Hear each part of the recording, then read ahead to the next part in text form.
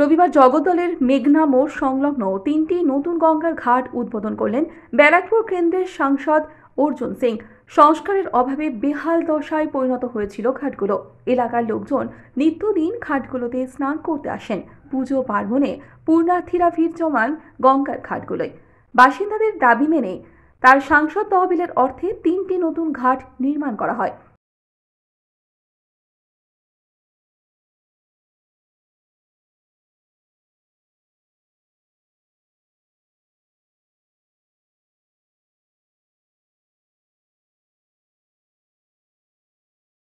কয়েক মাস আগে তিনি আরও 3টি ঘাটের উদ্বোধন করেন।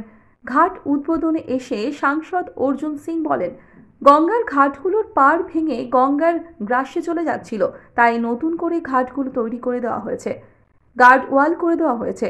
এরপর ঘাট সংলগ্ন এলাকার সৌন্দর্যায়ন বাড়ানো হবে। এদিন উপস্থিত ছিলেন তৃণমূল নেতা সঞ্জয় সিং, মন্নু সাউ প্রমুখ। দিন ধরে আমাদের এই মেঘনা ঘাটে বহু মানুষ এখানে যাতায়াত করেন। তারপরে ছট পুজো নিয়ে খুব সমস্যা হতো, এখানে কোনো ঘাট ছিল না।